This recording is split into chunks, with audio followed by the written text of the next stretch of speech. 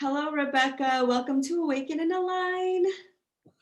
Hello, gorgeous, radiant, beautiful, glowing Laura. We have been talking for almost 40 minutes before we hit record. So I feel like there's so many ways we can take this conversation. But first, I want to honor your story and I want to know your origin story. Where did you grow up? What did you study? What did you dream of becoming? I love this. Is this how you start every I love that. That's beautiful. It's I ask that question a lot when I first meet people, so I really appreciate being curious about people's narratives in that way. Okay, gonna roll up my pervert sleeves. And so I'll go back with I'll start with as far back as I know to honor my ancestors. So I have the lineages that I'm aware of as Lithuanian Jewish, and they've almost all been wiped out. There's very, very few. And Ukrainian Jew, and Russian. My grandfather was like Cossack Russian, so I've got a little bit of that. I also know that on my matrilineal side, my great grandmother and grandmother, they lived in the region that was Romania, Ukraine, bordering there. And they lived in some villages called Bukovina and other southern Ukrainian villages. My great grandmother, I found out during the pandemic, was actually something of a folk healer medicine woman. I had not known that. And she had kind of like this fairy tale like in the gruesome way, Hansel and Gretel way that she was raised. She had like a great life up until about 4, 5, 6 years old. And then her mother died and her father married a stepmother who was like the evil stepmother, and she starved her and her 3 younger siblings. And so they had to leave and roam the fields of Ukraine and live off the land as children. Mm-hmm. And eventually, my great grandmother, she lost her, Jewish culture because she was wandering. And she started apprenticing with a like local Ukrainian folk healer who did like, Christianity thinks that it's conquered all of like Europe and Eastern Europe and things like that. But the folk traditions of paganism, they've just kind of been consumed and they come out in other ways. So yeah, so she was trained in some like local folk healing with saints. A lot of pagan deities, minor gods were kind of eaten up and became saints and transmuted in that way. So she did like saint healing and some basic herbal things. So that's Maria. She's my middle name, Maria. And then my grandmother was a teacher, my beautiful babushka. We called her Baba. Her name's Anna Babinski. She's no longer with us, but I have her portrait on my mantle, and I love her. She had the cutest little cheeks. I don't know. I think all grandmoms have such cute cheeks. It's like they become kids again. So then my parents, I'll kind of get into them later. My father was a filmmaker, photographer, artist, documentarian in Kiev. Mm-hmm. He was part of the film institute there, like artistic intelligentsia. My mother was also part of that same crew. in Kiev, Ukraine. She was like a painter, photographer. She studied with Ansel Adams. And yeah, so my parents were really both artists. They were friends in Kiev, and then they both immigrated within like a year of each other from the Soviet Union to New York. And they got married after some, courting here and there. They got married like 1985, 1986. They moved. I also just want to say I have a half sister, Olivia, who is a super magical creature. She's director of a film festival in Philly, Jewish Film Festival, and she's also the daughter of a painter of my mother's side. So they moved from New York to Philadelphia. They're like, we're gonna raise a family. My mom at 41 had twins, me and my twin brother Antoine, named after the author Antoine de Saint-Exupéry of the Little Prince. So I love that. The Little Prince is like so special. I mean, yeah. And so I grew up first generation. I grew up to two wacky Eastern European parents trying to make it as much as they can, with my twin brother Antoine and my older sister Olivia. And that's like the first chapter. Should I keep going? I feel like that was a lot. Well, I just find it so interesting that first generation kids, I'm also one as well. My parents immigrated here in the late 70s, that we are so connected to our culture and our ancestors. And even before we hit record, you were talking about even your grandfather, who was was he a survivor of the Holocaust? That was my father, who's a survivor. Father, right. Yeah. And I feel like that connection to your ancestors makes up your entire identity. Because whenever I ask this question, because I ask it to everybody, they usually say something like, I went to college, I grew up here, but you started off with your entire lineage, which I think is so beautiful. So I already know, but like, why is your lineage and your ancestry so important to you? So this is like exactly the question when we spoke earlier, about the medicine retreat that I went on. And I have to also just say, like, I don't often go on medicine retreats. I think that I have a lot of respect for the medicine. And I think that if you are doing the work, you can go to one retreat a year, mm-hmm. and be integrating and working, digesting those lessons for that year. Mm-hmm. It's not like you're like, I need to do ayahuasca every weekend, because I think that's like maybe veering into like abusing yourself and the medicine,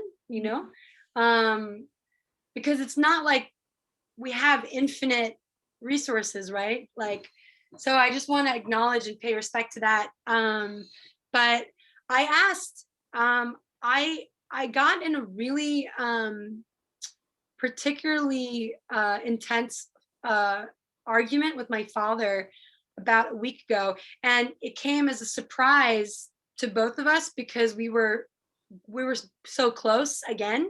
We had been apart, and then we got really close, and then there was like this very violent, energetically violent fight that happened. And I just was like, I was going to the medicine, and I'm like, why? I'm like, why is this violence showing up? I feel like I can smell it has like the same energy of what's happening on the macro scale, like how we perpetuate these, you do this, then I do this, that kind of energy. And it was so interesting. The first night, that was my question, right? And I sobbed, Laura, I kid you not. It was so beautiful. I was like sobbing for like maybe 8 hours straight. It was like such cleansing tears. Mhm. And I really honestly feel like I did release a ton of heavy trauma stuff. I did. But then when in the integration circle the next morning, you know, the shaman told me, you know, he was like, we all have a lot of pain, Mhm. all of us. We all have a lot of trauma. He's like, the question I asked to you is, how will you walk now? Mhm. And so I feel like it's extremely important to honor your lineage, honor Mhm. what came before, so that you can finally like leave it behind and Yeah. then decide with consciousness how you're going to walk integrally forward. So it's like, if you never take the time to fully acknowledge what was, how will you fully walk with what is and what you want to be? So that's in a nutshell. Well, I'm getting emotional because this has been coming up a lot for me personally um, because I'm connecting with my ancestors, but they've all transitioned. And I never got the chance to really understand their stories and to talk to them in a way for me to really know who they are. And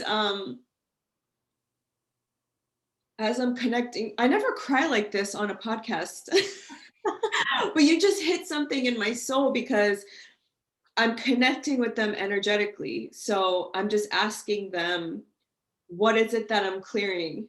Because clearly I'm the one who is conscious of it, and not saying that nobody in my family is. They just don't have the tools to do this kind of work. Um, and it's everything you just said. It's generations and generations and generations of trauma and pain that nobody has metabolized. And it's as if what you were saying, we just keep repeating the same cycles of trauma, woundedness, oppressor, oppressee, victim.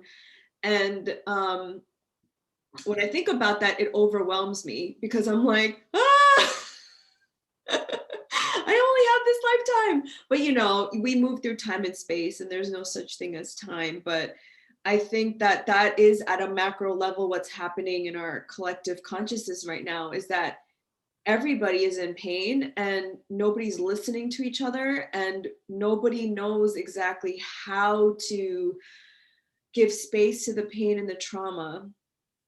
So yes, I resonate with everything you just said, and I want to ask you um how, and I you kind of said it before we officially hit record, but how do you personally see us moving forward, us healing and coming together? I just I want to really honor what you said also. And, you know, like, it's funny, before you were asking me that question, I already was like, Lara, I want to hug you and tell you, like, girl, you are living the answer, you know? And like, I'm just one person, 34, like, I'm not that old. For I have, for whatever reason, like, I feel, let me just say this. So the path forward, right? Mm-hmm. One, I think um, what's happening now is, I think, really the plants are speaking to us a lot. There's a lot of conversation from not just ayahuasca, not just cacao. I really feel like the plants, I mean, they've always been talking to us, but Mm-hmm. they're really, really asking us to listen now. I think like understanding plant wisdom is Mm-hmm. really one pathway, and not just like I look up in a book what this plant is good for. How is it going to benefit me? No, like how, what is the energetics of the plant species? They're our friends and they want to be in communion with us. So I think like this is a naturally occurring thing that's happening. I also think like a major thing that's happening. I'll There's a beautiful template in integration circle. They say, what's your of your experience? They're like, what's your rose, what's your thorn, and what's your homework? So I guess like I'll go with the roses, and then we'll go into the thorn, and then we'll go into the homework. So part of the rose is like the plants. The plants are our friends, right? We're having this moment civilizationally, right? Like everyone's into herbalism now. It's amazing. There's some flip side to that too, but we can't capitalism has a way of being like, this is great, I'm going to commercialize it and then make sure that it becomes extinct. So we don't want to do that either, right? The other part of the rose, and this came up a lot also, is like pleasure activism, like joy, singing, dancing, cooking with each other, loving up on each other, just like forgiving each other. Forgiving each other, because we are imperfect beings, and like we will fuck up, and like, so like also that, right? So like the joy, all the simple pleasure of like looking out, drinking water, just like there's so much sacredness to like these micro acts, right? So pleasure activism, I think, is another way, right? And then I'll get to the thorn. So like, when that little voice inside of you tells you like, not like you're fucking up, but like you're like, what I experience it is like when I do something that's like ugly, or that I can feel is like hurting someone. If I don't feel it during that, I'll feel it afterwards, of like this feeling of like pain, right? And it's like, I think it's so important for us to to hold ourselves accountable to our own like missteps, because if you never do that, it's like you will just get caught in the same cycle again and again and again. And it's like, do you want to be free from that? Like it's almost like an undertow, right? Like you're trying to swim, but you just kept. So I think like doing the work, not the pretty work, not the glamorous work, not the public work, right? Like you don't always have to share what you're really working on texturally, right? That's like the thorn. Like, and I guess that was the thorn and the homework. I was like,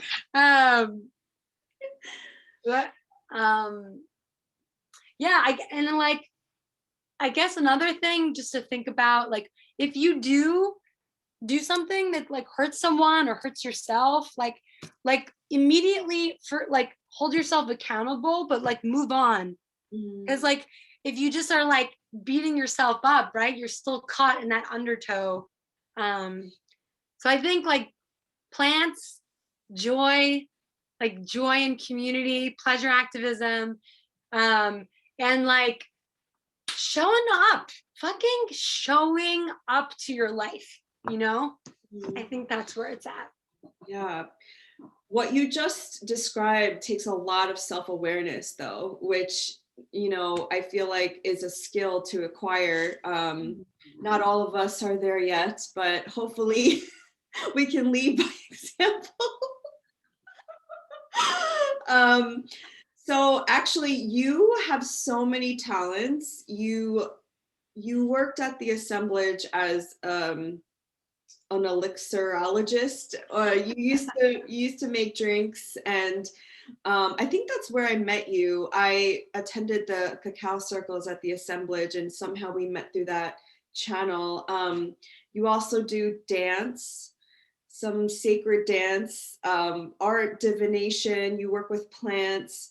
And now you're getting your master's in counseling and somatics, in eco-psychology, which I think is so fascinating. I didn't know you were studying that. I was like, yes, to Jungian psychology. So with all of these experiences and with the help of your ancestors, what is your like medicine? What is your intention for this world and yourself? Ah, hold on, I'm gonna do that. Just like, um, so it's really interesting that you asked this question because my second night, right, my first night sitting with the medicine, I'm like, what is the work with the intergenerational trauma? My second night was like, grandmother, tell me, no bullshit, just like tell me how you want me to walk, or tell me the things that I need to understand and to how to walk in the world. And I got the answer. Oh boy. Or definitely some guidance. So um I'll just preface this, like, I really felt like I was like, I believe not so much in science, which I do believe in science, but like, and when I say science, let me clarify, it's a specific kind of Western empirical science that was born really of the Enlightenment, European Enlightenment, 1700s, or if you want to say it was born from ancient Greece and around 6th century BC. It depends like where you put the marker, right? That's also like a very Western perspective, because a lot of people say science was born with Ayurveda, right? Or in traditional Chinese medicine. It's like, again, who's telling the narrative? But I'm saying like empirical Western science, for our purposes of this conversation, empirical Western science that began in the Enlightenment, 1700s. So I was like, there's a lot of healers out there. I know the medicine, and I've always been drawn. I don't even like the word healing. I've been drawn to moving energetics and connecting to energetics since forever. I mean, it's been like the invisible and the ineffable, and how it translates into the physical and etc. has always really fascinated me. That continuum, that interplay. So I went to this program and I was like, there's a lot of people that are doing very sloppy healing work. I'm sorry to say that, but like, I was like, I just think that's true. There's a lot of people doing amazing work also, but I was like, how am I going to really get like a strong methodology, like a vehicle, right? To really have integrity when I sit with people, right? And I really believed that my master's program was the way. And I have been in this program for 2 semesters. I'm still sitting with this message, but this is all very new, Laura, and I'm being really honest with you about this all, but I'm considering leaving the program, because what became really evident to me is that it's not so much to say like you don't need any training. Like, I took one ceremony and now I'm a shaman, and now we're a health coach, or whatever you want to call you, whatever you want to say. Like, I'm a person that tells people how to live their lives, right? That's not the path for me. What's also not the path for me is going into the system of like theory.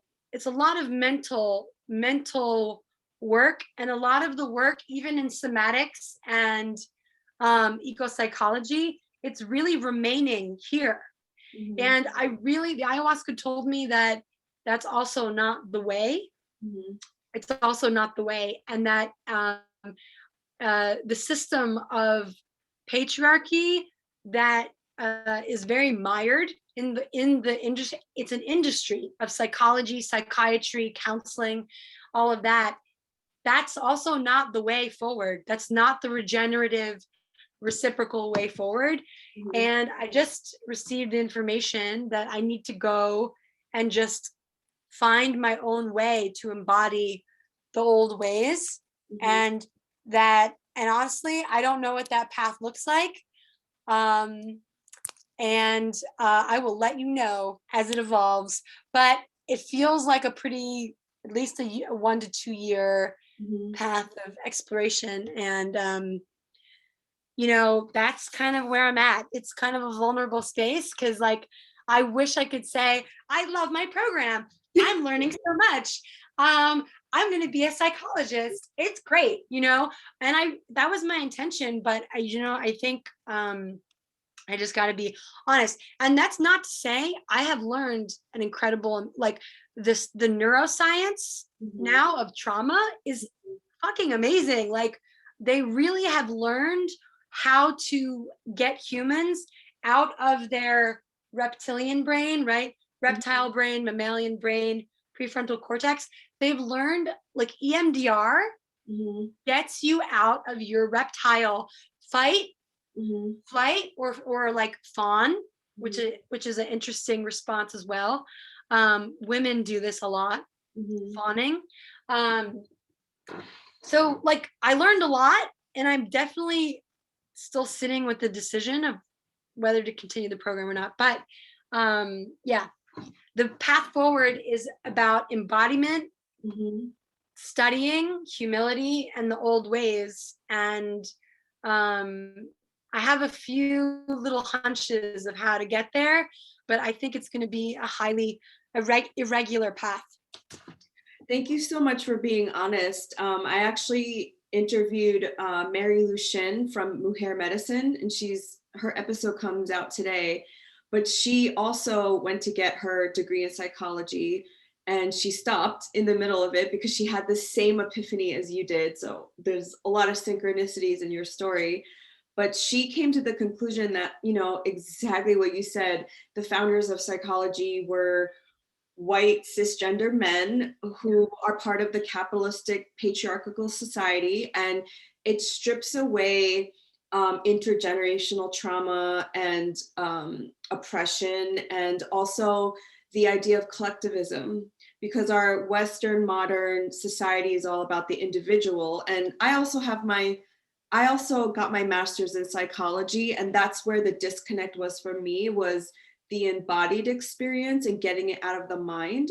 And so she went back to her own lineage and learned from the medicine women from her lineage. So I think it's so synchronistic that you're saying the same thing. And I'm just so grateful that you feel comfortable enough to share that, because whoever is listening to this, if you ever feel at any point during your journey where you're like, this does not resonate with me anymore, this is not where I want to go, it's okay to stop. It's okay to scrap what you're doing and redirect and pivot, because the worst thing you can do is keep doing something just because you think that title of a master or a PhD is going to get you anywhere, because I feel like we're all divesting in these systems anyway. That's my own personal opinion, but so thank you. Thank you. That was like a lot of balm to my soul, because um it's a good point. I love the words that you just used, divesting from that system, because if you get that master's or PhD, it will definitely take you somewhere. Mhm. Just in that system, it'll take you somewhere, right? Yeah. So it is interesting. It's like, are we in a place right now as a civilization where there's going to be that like Malcolm Gladwell, the tipping point, where enough of us are really doing the work of divesting from these systems that we're like, I want to give no more of my life energy to this. um yeah, I do have to say that I'm getting married in June. I know. Yay. And I love your partner. He is amazing. I am not an easy person to be, I can be quite intense, as your viewers have probably gathered by now.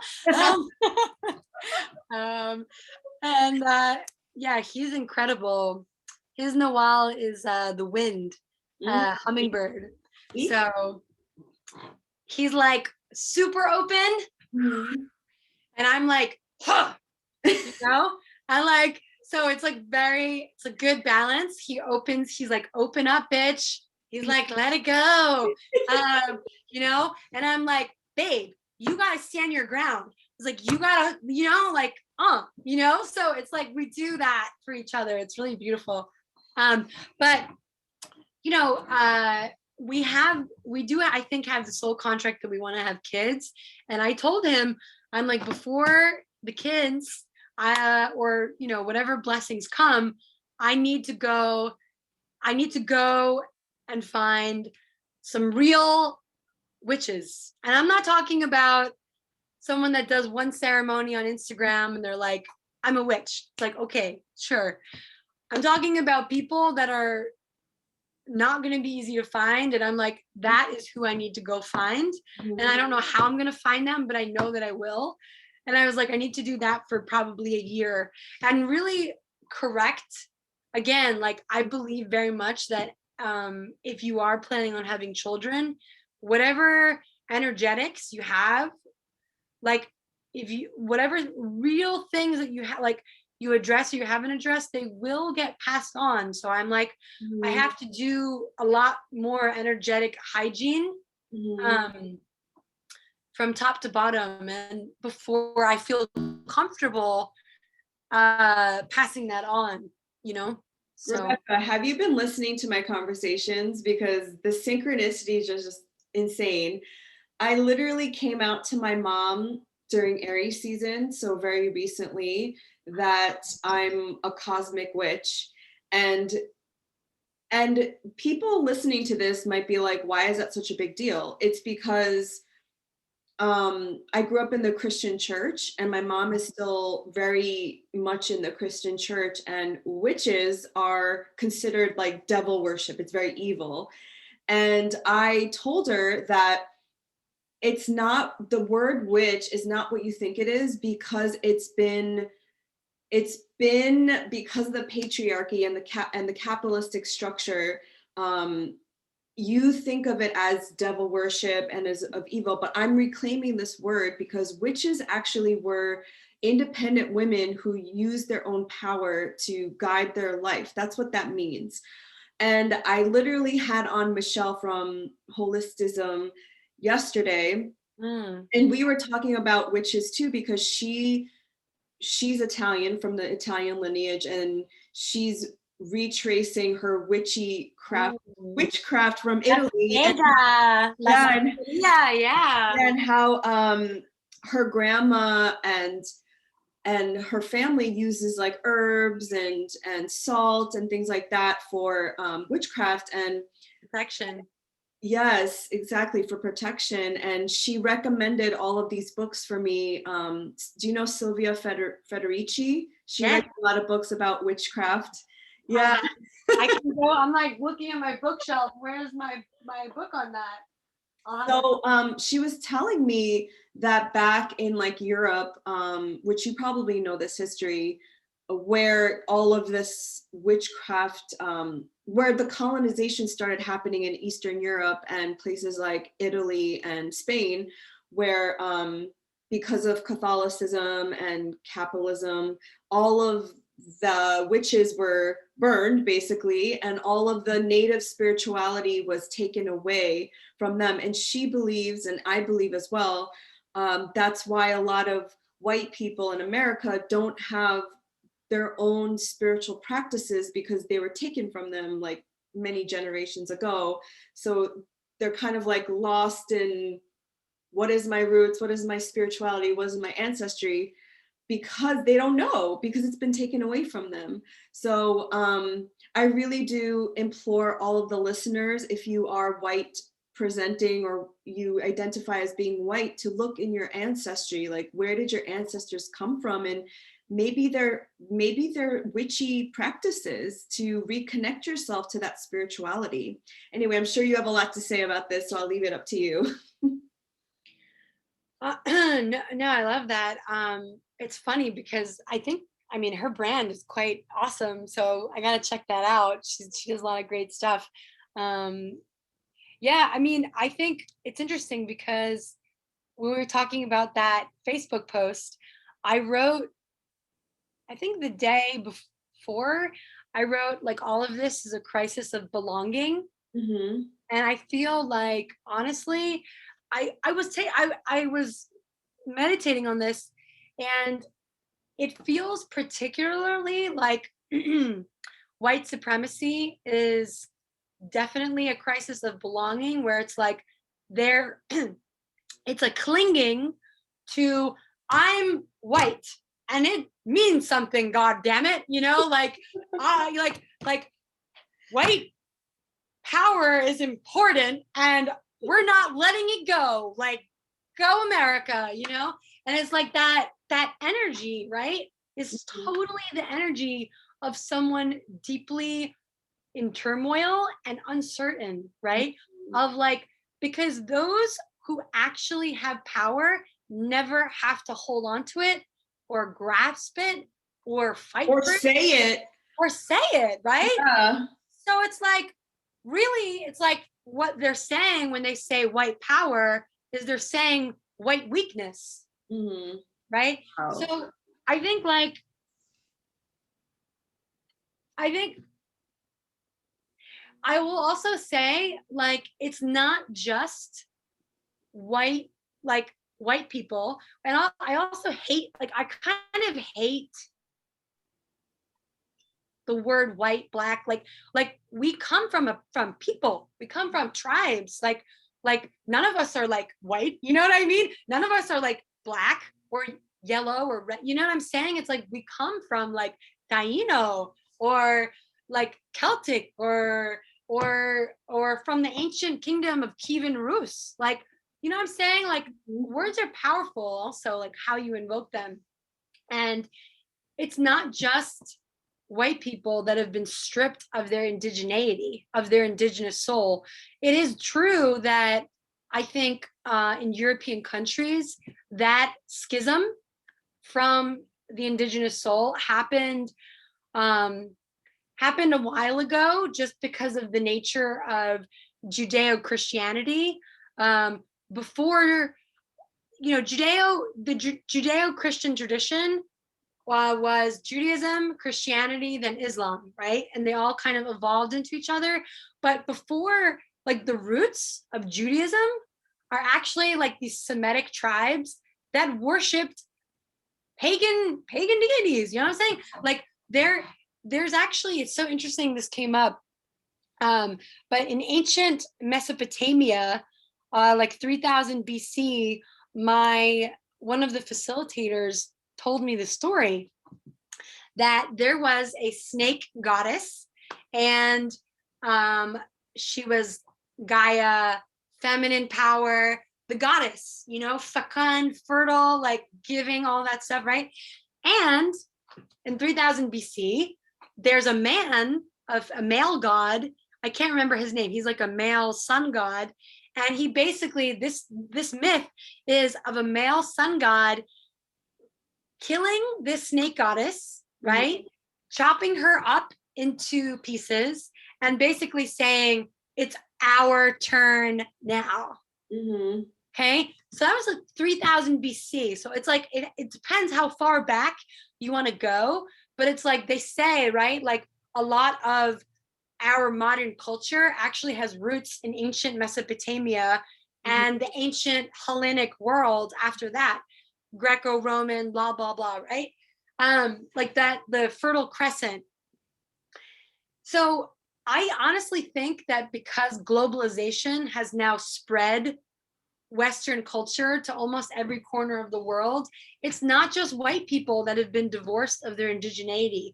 Although I do think that violence of what we're seeing now is I think it does stem from, again, like lack of connection to any spiritual framework that understands that life is a web. So whatever tradition you understand, life is a web. And when you hurt someone, you're hurting yourself. We are inextricably linked. You cannot separate each other. Anything that and it's interesting because it exists again in Christianity, right? The golden rule, do unto others as you would have unto you. Like that's another way, that's a Christian way interpretation of saying we're in this inextricably linked web of interbeing, right? So it's like the reverberations of that wisdom is not completely gone. You can still find it in monotheistic religions like Judaism, Christianity, Islam.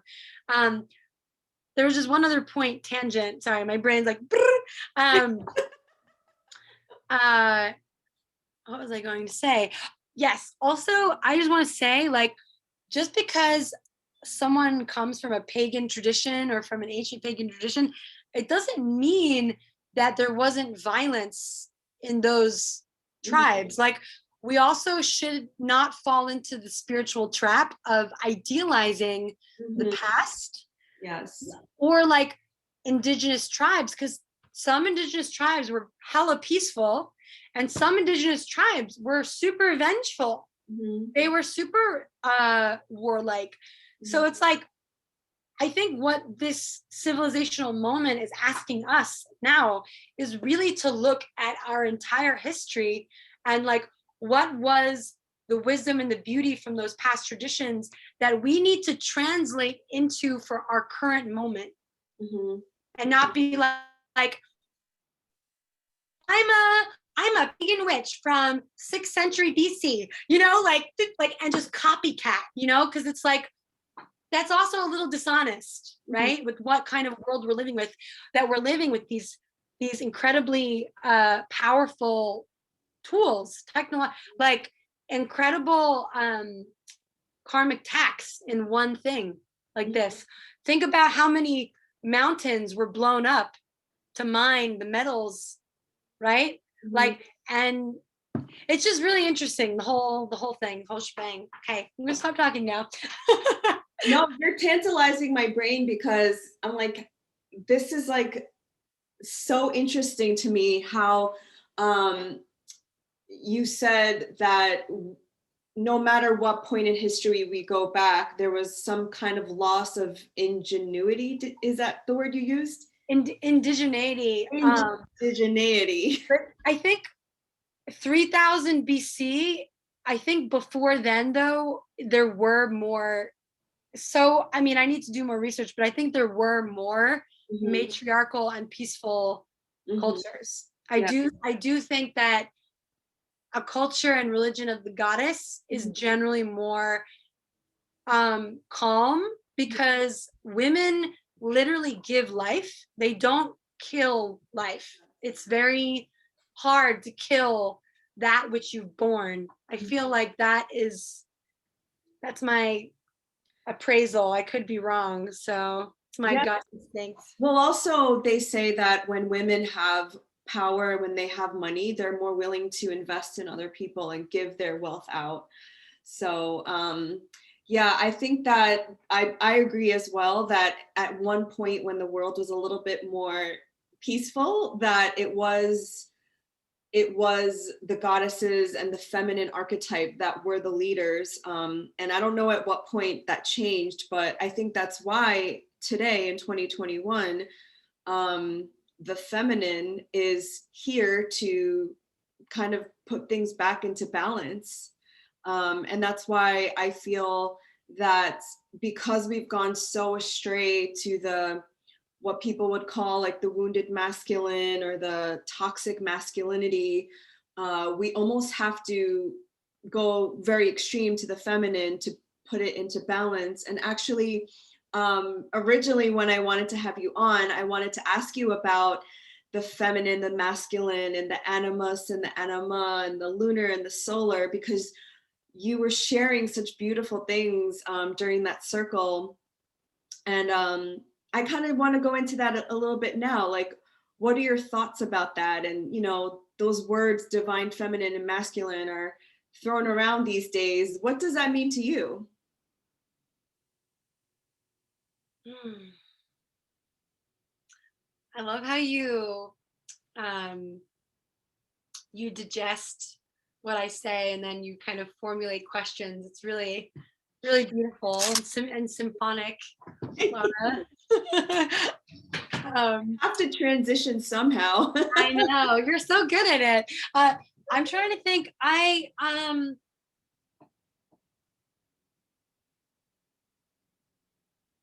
Maybe I'll just speak to firstly my embodied experience. So my partner is a man, but very like feminine in some ways, right? Mhm. And I'm a woman, right? But many people might say like you're quite masculine, right? In some ways. So um it's been an interesting experiment, this relationship and like our interplay of energies, because I've really had to unpack personally my idealized visions of like what is the masculine and Mhm. really deconstruct that. And what has really become apparent to me, I think, is that, you know, if you take a look at any of us, I feel like we're constantly shape shifting and we are like this amalgamation, to use your word, of like masculine and feminine energies. And I think like we use the word masculine and feminine, but I think maybe it's more useful to think about those words in terms of just like a polarity. Like there's like yin and yang, I feel like are in some ways maybe more helpful for like what we're talking about, because yin and yang doesn't necessarily assign gender, right? Because there's so much breaking down about gender and that's constantly shifting. Like every day it feels like there's like new language about that. So I guess like thinking more about how much yin you have right now in the composition of your personality and yang. Um, Jung was a really interesting. So Carl Jung, a Swiss psychoanalyst, he was a student of Freud, and he broke away from Freud. Um, sorry. Supposedly from the story goes, I learned, Jung was having some like homoerotic feelings for Freud.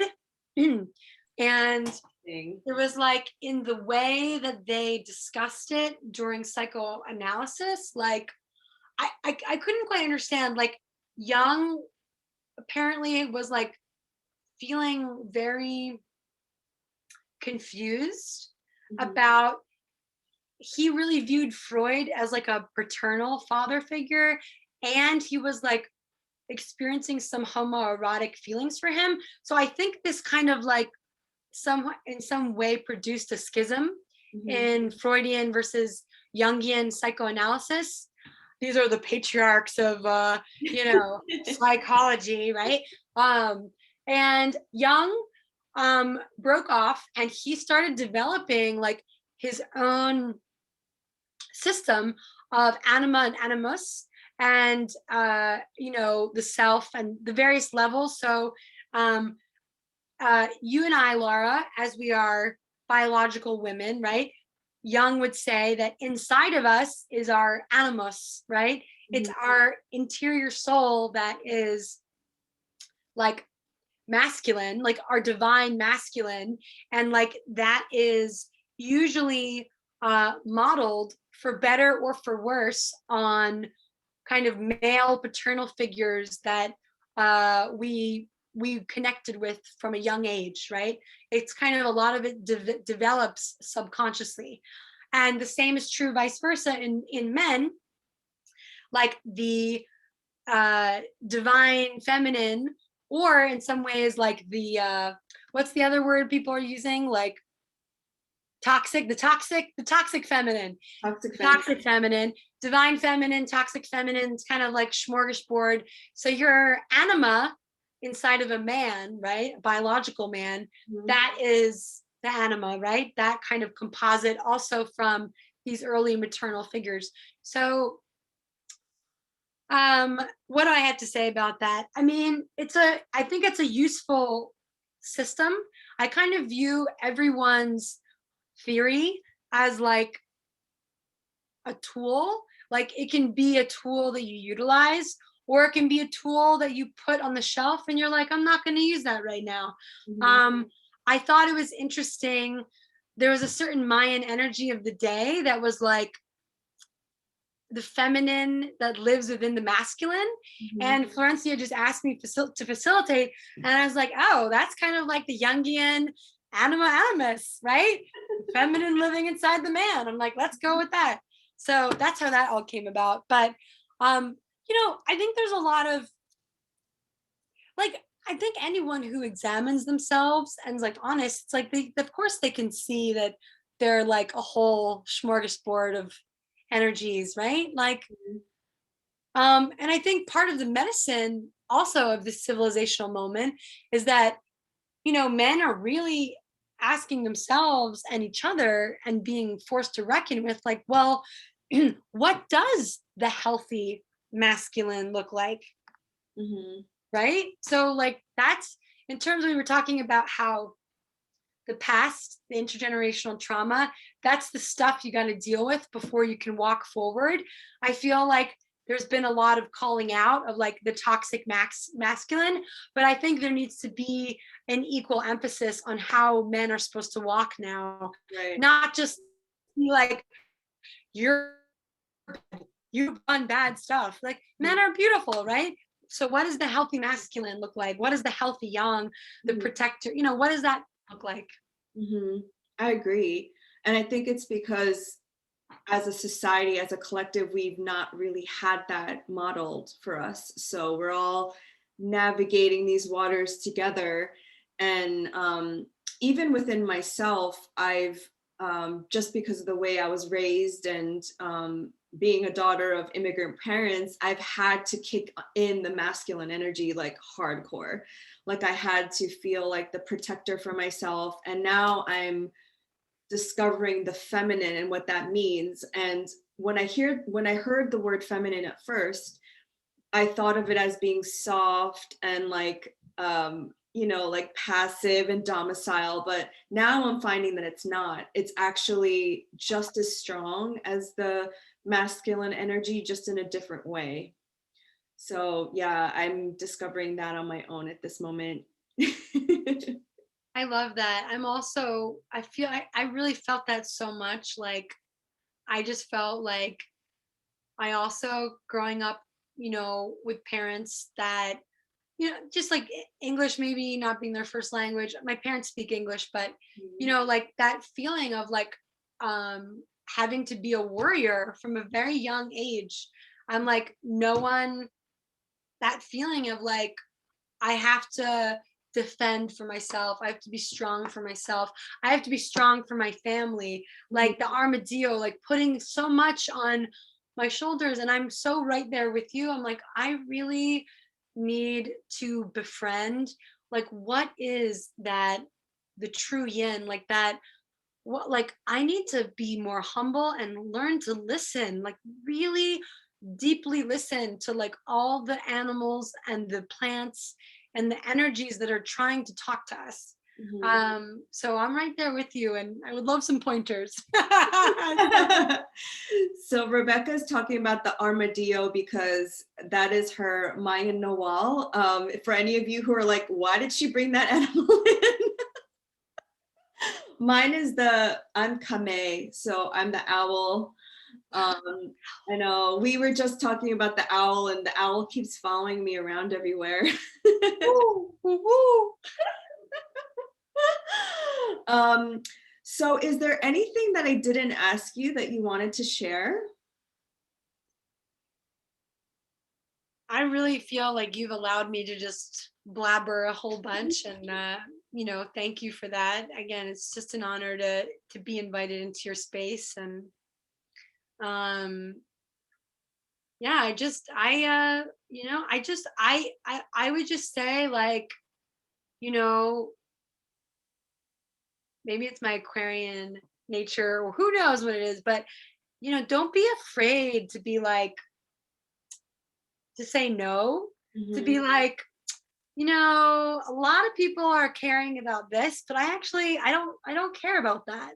Mhm. Like, a lot of people are doing this, but this doesn't resonate for me. So, like, I'm going to do something. I'm going to go find what resonates for me. Like, you know, social, what's it, like, influence? Mhm. Like, it kind of tells you, like, you're supposed to live this way. Even subcultures, even like subcultures that are like, we're divesting from the mainstream, there's Mhm. still dogma there too. So just like, like, it's all right. Figure out your own stuff.